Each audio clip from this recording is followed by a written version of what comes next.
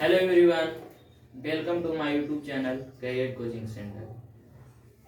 दोस्त, मैं हूं मृत्युंजय यादव और आप सभी के सामने लेकर आए हैं क्लास 10th के एक्सरसाइज 1.4 जो कि एग्जाम के व्यू से बहुत ही वीवीआईपी का टॉपिक है। तो आइए हम एक एक करके क्वेश्चन के बारे में डिटेल्स में जानेंगे। तो कह रहा है कि बिना लंबी विभाजन प्रक्रिया किए बताइए कि निम्नलिखित परिमेय संख्याओं का दशमलव प्रसार शांत है या अशांत आवृत्ति है। तो जब शांत और अशांत आवृत्ति चेक करने के लिए कह दिया जाए और बिना लंबी विभाजन प्रक्रिया के कहे तो आप अंश और हर को देखिएगा। अंश और हर को यदि हर में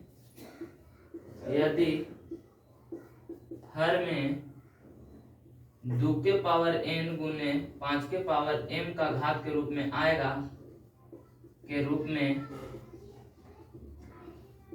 आएगा तो वह शांत होगा। या शांत होने के लिए 2 के पावर n भी रहेगा तो भी होगा, या शांत होने के लिए सिर्फ 5 के पावर m भी रहेगा तो भी होगा। तो सबसे पहले हम लोग हर को देखेंगे। यदि हर को बिना लंबी विभाजन प्रक्रिया के कहेगा तब ये रूल लगाना है। अगर लंबी विभाजन प्रक्रिया का कहेगा तो आप तो बनाने के लिए जानते हैं, और बिना लंबी विभाजन प्रक्रिया के कहे तो आप सीधा हर को गुणनखंड निकालिएगा, और यदि 2 के पावर n गुने 5 के पावर n का रूप का आएगा तो वो संख्या शांत होगा, और यदि फिर केवल 2 के पावर n के रूप में आएगा तो भी संख्या 7 होगा, और या 5 के पावर m के रूप में होगा तो भी वो संख्या शांत होगा। तो आप यहाँ पे समझिए कि 2 के पावर n और m क्या कह रहा है। तो 2 के पावर n और m का अर्थ हुआ कि 2 के घात यानी 2, 3, 4, 5, 6, 7, 8, 9, 10। तो n के जगह पर 5, 6, 7, 8, 9, 10 रखा जाएगा। तो इसी तरह से देखिएगा, इसको 3125 के निकालते हैं। तो जब 3125 के निकालेंगे तो 2 से लगेगा नहीं, 3 से लगेगा नहीं, 5 से लगाएंगे तो 5 36 होगा, और फिर 1 बच गया था, 5 दूनी 10 और 5 बचे 25।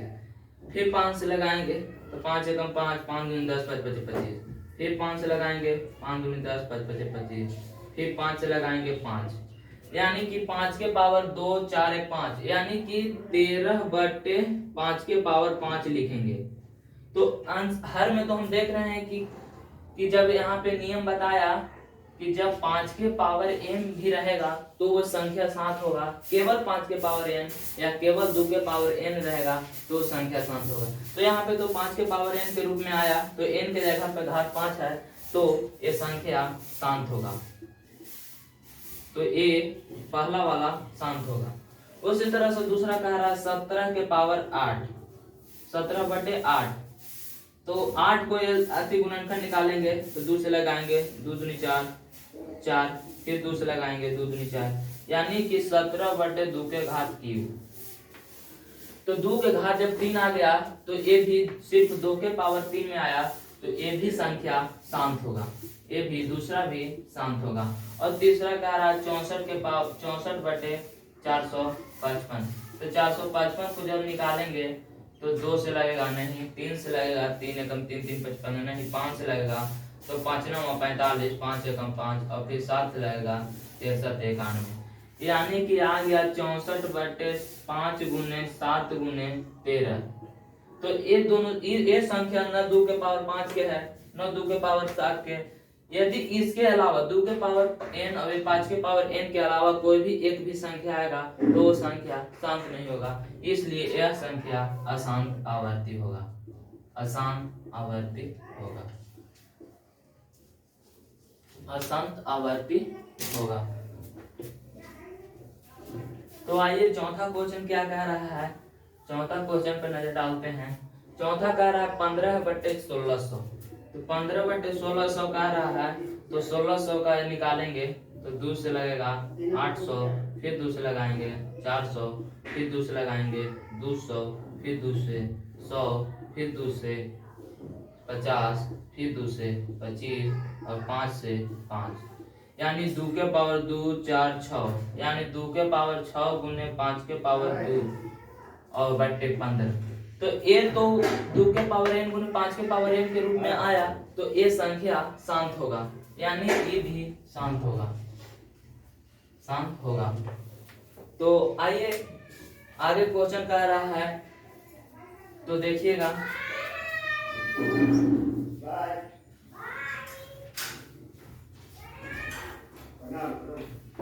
आगे क्वेश्चन इसी में कह रहा है, ये तो 4 को बनाए हैं और इसमें 6 ठो और है, तो उसको देखेंगे।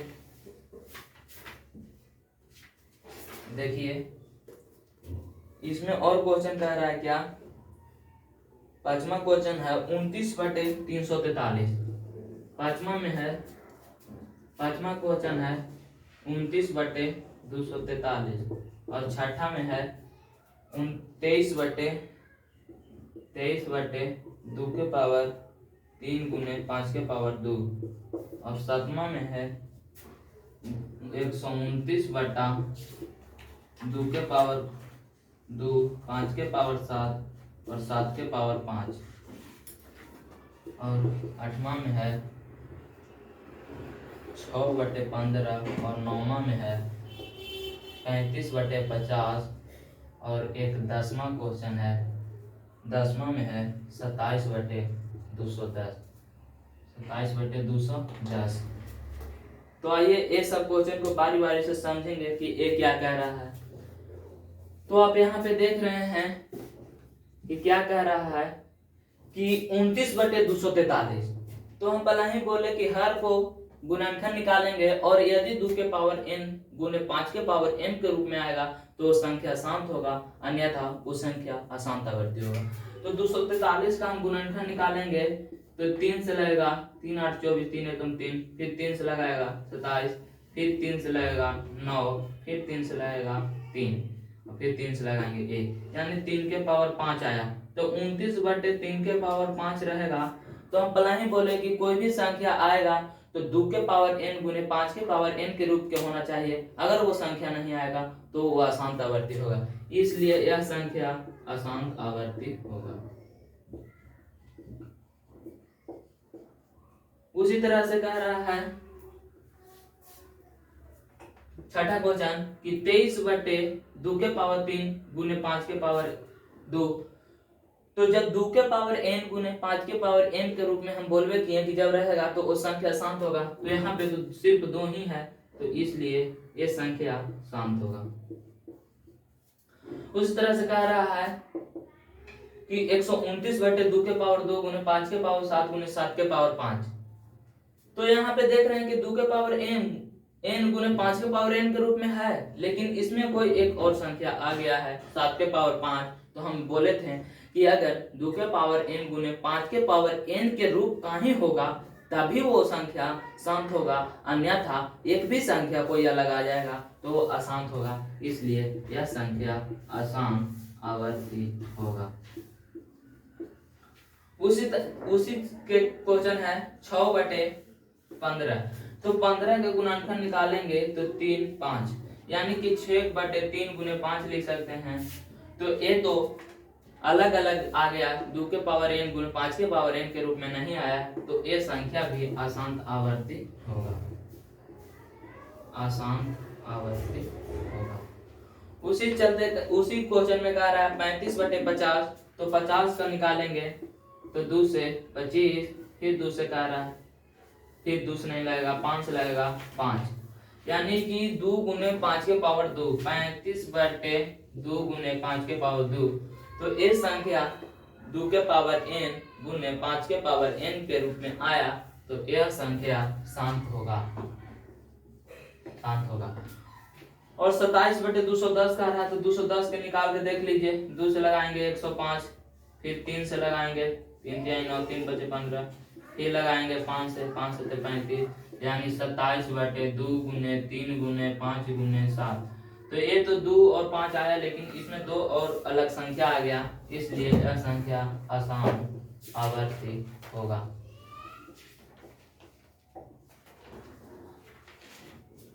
तो देखिए ये बोर्ड पे आप लोग को दूसरा क्वेश्चन दिखाई दे रहा होगा कि ऊपर दिए गए प्रश्न में उन परिमेय संख्याओं को दशमलव प्रसार को लिखिए जो शांत है।